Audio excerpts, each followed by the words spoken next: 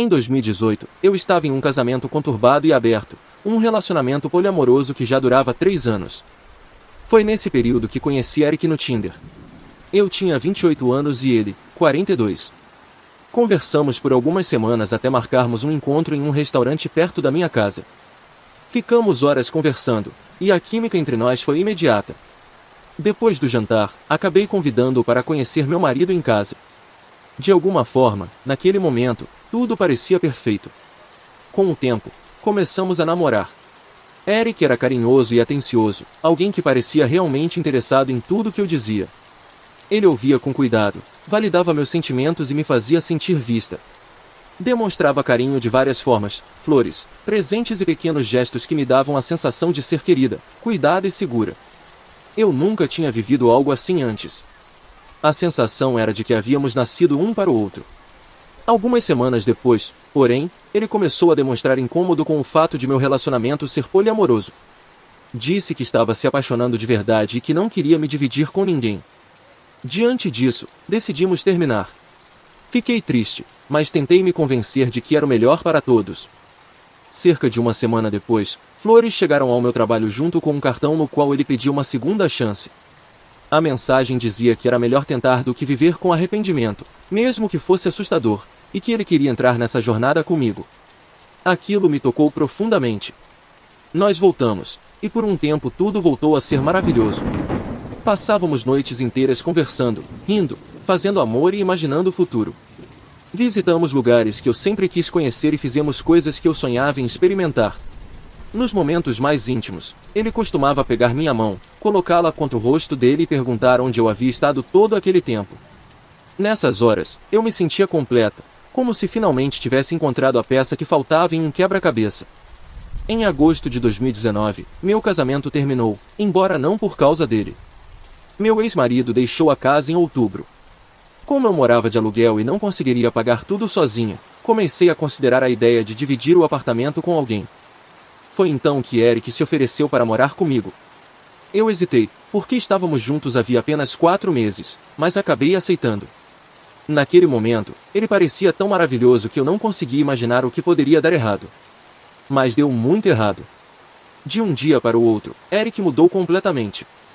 O homem carinhoso que eu conhecia deu lugar a alguém controlador, extremamente ciumento e surpreendentemente preguiçoso. Passar tempo com amigos começou a se tornar um problema constante. Quando eu saía, ele ligava repetidamente, acusando-me de abandoná-lo ou reclamando por não ter sido convidado. Quando eu o convidava, a situação era ainda pior. Ele passava o tempo inteiro bufando, reclamando e agindo como se estivesse sendo forçado a algo desagradável. Perto do Natal, fomos a uma festa do meu trabalho. Eu havia avisado sobre o evento com meses de antecedência, e ele repetiu várias vezes que não queria ir. Achei que fosse apenas timidez ou introversão e não insisti. No entanto, no último momento ele mudou de ideia e decidiu me acompanhar. Assim que chegamos, percebi que ele estava claramente irritado, criticando tudo e todos. Meus colegas tentaram ser gentis e incluí-lo nas conversas, mas ele continuou mal-humorado. Em determinado momento, minha gerente, com quem eu tinha bastante proximidade, aproximou-se dele. Ela disse que estava feliz por eu ter encontrado alguém e que conseguia perceber o quanto eu parecia mais feliz. Eric respondeu com uma expressão de desprezo e disse em inglês: "You don't know me, don't fucking talk to me." Fiquei completamente chocada. Levei-o para fora e perguntei o que havia acontecido, mas ele deu uma desculpa vaga e pouco convincente. Voltamos para casa em silêncio, enquanto eu olhava pela janela do carro tentando entender o que havia dado errado e pensando se, de alguma forma, eu tinha feito algo para provocar aquilo. Com o passar do tempo, os problemas foram se acumulando. Ele começou a invalidar minhas experiências com frequência, dizendo que eu dramatizava as coisas por ser mais nova. O homem que antes me apoiava passou a se irritar com qualquer conversa simples. Se eu comentava algo sobre meu dia, ele respondia de forma agressiva ou cortava o assunto abruptamente, dizendo que não queria saber do meu trabalho. Até pequenos gestos de cuidado, como levar comida para ele, pareciam incomodá-lo. Ele se recusava a falar sobre relacionamentos passados, alegando que suas ex-namoradas não eram importantes. Ao mesmo tempo, usava esse argumento para impedir que eu mencionasse meu ex-marido. Em certas ocasiões, comentava que antes namorava mulheres muito bonitas e dizia que eu deveria me sentir sortuda por ele ter baixado seus padrões. Chegou inclusive a insinuar que eu o havia enganado, chamando-me de catfish. Aos poucos, comecei a me descuidar de mim mesma, ganhei peso e passei a me isolar cada vez mais. Durante o verão, um amigo da faculdade de artes morreu tragicamente após uma bad trip de LSD. Fiquei devastada, porque ele era uma pessoa incrível e um fotógrafo extremamente talentoso. A reação de Eric foi fria e indiferente. Ele disse apenas que era algo que acontecia quando se usavam drogas e depois passou a questionar por que aquilo me afetava tanto, insinuando que eu nem tinha mais contato com aquele amigo. A situação finalmente chegou ao limite depois de uma série de ligações insistentes enquanto eu estava trabalhando. Quando finalmente atendi, ele gritou comigo dizendo que eu deveria sempre atender quando ele ligasse e que não queria saber onde eu estava ou o que estava fazendo. Ainda me chamou de namorada de merda. Naquele momento, algo dentro de mim se quebrou.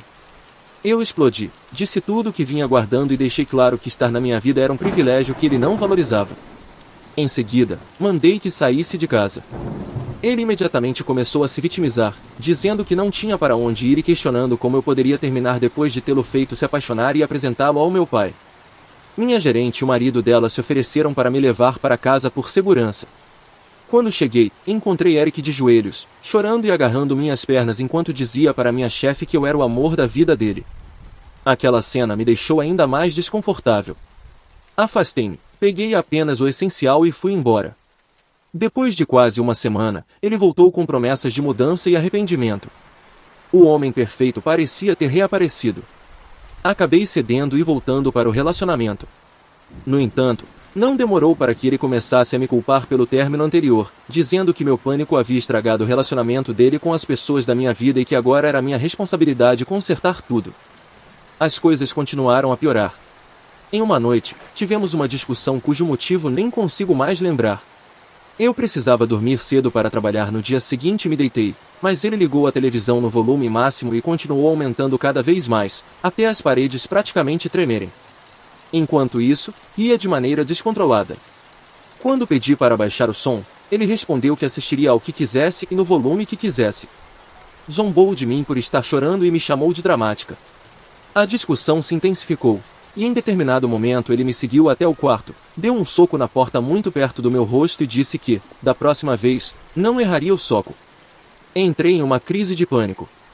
Lembro de me deitar no chão, sentindo-me completamente presa e sem saída. Ele ainda ameaçou colocar meus dados na Dark Web. Desesperada, gritei e mandei que fosse embora. Depois disso, entrei em contato com a proprietária da casa e expliquei toda a situação. Pouco depois descobri que ele havia ligado para ela tentando convencê-la de que eu estava me mudando e que o aluguel deveria passar para o nome dele. Felizmente, ela não acreditou na história. Foi até o apartamento pessoalmente, trocou as fechaduras, me deu o contato de um policial e ainda disse que eu não precisaria pagar o aluguel do mês seguinte. Sou profundamente grata a ela até hoje. Mesmo assim, Eric continuou enviando mensagens por semanas. Eu evitava bloqueá-lo por medo de que aparecesse de surpresa na minha porta. De certa forma, preferia lidar com pedidos de desculpa por mensagem do que correr o risco de um confronto inesperado. Ele repetiu várias vezes o mesmo ciclo de promessas, declarações de amor e tentativas de descobrir algum ponto fraco que pudesse me fazer voltar. Dessa vez, porém, eu simplesmente ignorei. Com o tempo, ele acabou desistindo, dizendo que sempre me amaria. Eu continuei sem responder. Em uma das últimas discussões que tivemos, perguntei o que havia acontecido com o homem por quem eu tinha me apaixonado. Ele riu com deboche e respondeu que aquele homem nunca existiu. Disse que apenas falava tudo o que eu queria ouvir para me convencer a terminar com meu marido e que eu havia sido ingênua o suficiente para acreditar nele. Demorei anos para me recuperar completamente desse relacionamento tóxico.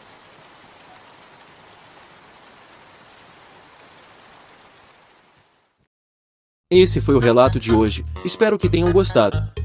Se quiser ver mais como esse, considere se inscrever aqui no canal. Vou continuar me esforçando para postar com consistência por aqui. Comentem aí para eu interagir com vocês. Quando o canal estiver maior, pretendo trazer relatos dos inscritos por aqui. Te vejo no próximo vídeo. Falou!